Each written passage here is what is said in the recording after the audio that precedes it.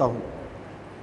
اب دیکھیں، ہم تو میلاد مصطفیٰ مناتے ہیں، حضور کا تذکرہ کرتے ہیں، شان بیان کرتے ہیں، روکنے والے روکتے بھی ہیں، باتیں بھی کرتے ہیں، لیکن کوئی فرق نہیں پڑتا، ہمیں فرق نہیں پڑتا۔ کوئی بات کرتا ہے، ہمیں ذرا بھی فرق نہیں پڑتا۔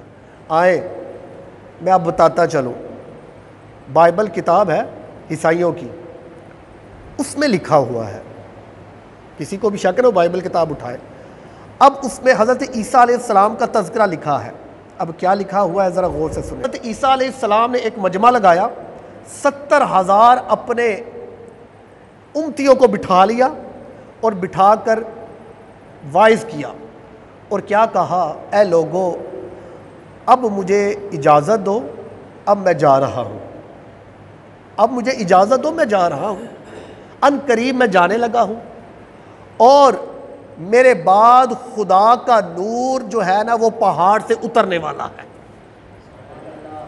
خدا کا نور پہاڑ سے اترنے والا ہے، ان قریب میں جانے لگا ہوں۔ تو آپ کے امتیوں نے پوچھی، اے اللہ کے نبی یہ تو بتائیں کہ وہ جو نور آنے والا ہے، آپ جا رہے ہیں، وہ نور آنے والا ہے، اس کی کوئی شان تو بتائیں، کیا وہ نور کیا مقام رکھتا ہے؟ آپ کا مقام تو یہ ہے کہ اگر آپ کے پاس کوڑ والا آ جائے تو آپ ہاتھ لگاتے ہیں تو وہ شفا ہو جاتا ہے، اگر کوئی نبینا آ جائے آپ کے پاس تو آپ ہاتھ پھیرتے ہیں اس کی آنکھیں آ جاتی ہیں، اگر کوئی مردہ آپ کے پاس آ جائے آپ کم باذن اللہ کہتے ہیں وہ مردہ زندہ ہو جاتا ہے۔ یہ تو آپ کے پاس معجزے ہیں، یہ تو آپ کی شان ہے، مگر جو آنے والا ہے وہ خدا کا نور جو اترنے والا ہے، ذرا ہمیں اس کی شانیں تو بتائیں، اس کا مقام تو بتائیں۔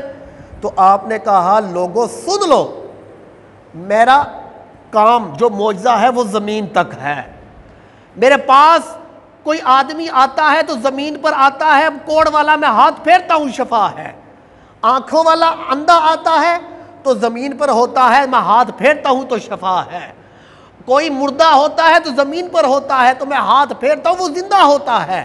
لیکن بات یہ ہے جو آنے والا خدا کا نور ہے، جو آنے والا نبی ہے، اس کا مقام یہ ہے، اس کی معجزے زمین پر بھی ہوں گے، آسمانوں پر بھی ہوں گے۔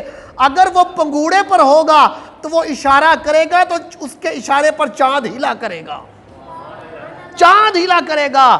جب وہ جوانی کا عالم آئے گا وہی چاند جو ہے اس کے اشاروں پر اپنے سینے کو چیر دے گا۔ یہ بائبل میں لکھا ہوا ہے، حضرت عیسیٰ علیہ السلام فرما رہے ہیں۔ اب یہاں پر میں ایک اور آپ کو بات بتاتا چلتا ہوں، چلیں حدیث مبارکہ بھی سناتا چلتا ہوں۔ لوگ کہیں گے جی یہ تو بائبل تھا، عیسائیوں نے کچھ بھی لکھ دیا ہوگا۔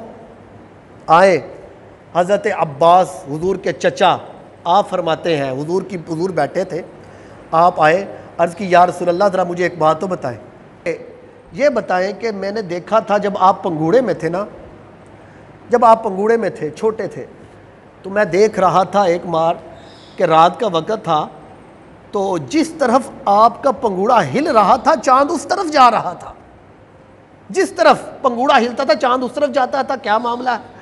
تو میرے نبی کریم نے کیا فرمایا، حدیث مبارکہ ہے کہ اے چچا جی بات یہ ہے کہ میں جب پنگوڑے میں تھا نا تو میں نے رونے کا ارادہ کیا، میرا کسی بات پر رونا آنے لگا، میں رونے چاہا، تو جب میں رونے لگا نا تو وہ چاند جو ہے مجھے لوری دے کر چپ کرا رہا تھا، میں رونے لگا تھا تو چاند مجھے لوریاں دے کر چپ کرانے لگ گیا تھا۔ اب حضرات محترم ذرا غور سے دیکھیں، ذرا سنیں حضور کیا فرما رہے ہیں کہ میں پنگوڑے میں رونے کا ارادہ کرنے لگا، چھوٹا سا تھا تو چاند مجھے لوری دے کر چپ کرا رہا تھا۔ پتہ چلا جو لوری دینے والا ہوتا ہے بچہ اس کی آواز سنتا ہے، ماں جب لوری دیتی ہے بچہ آواز سنتا ہے پھر خاموش ہوتا ہے۔ پتہ چلا میرے نبی کریم چھوٹے سے پنگوڑے میں زمین پر بیٹھ کر چاند کی لوری کو سن رہے تھے۔ ارے یہ مقام ہے میرے نبی کریم کا، بیٹھ کے چاند کی لوری کی آواز سن رہے تھے۔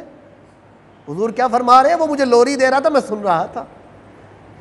تو حضرات محترم جو نبی کریم کا یہ مقام دیکھے کہ ہمارے نبی کریم پنگوڑے میں ہو تو چاند کی لوری کی آواز سن سکتے ہو، تو وہ پھر اپنے امتی کا میلاد کیوں نہیں سن سکتے؟ وہ اپنے نبی کی امتی کی پکار کیوں نہیں سن سکتے؟ وہ اپنی امتی کا درود کیوں نہیں پھر سن سکتے؟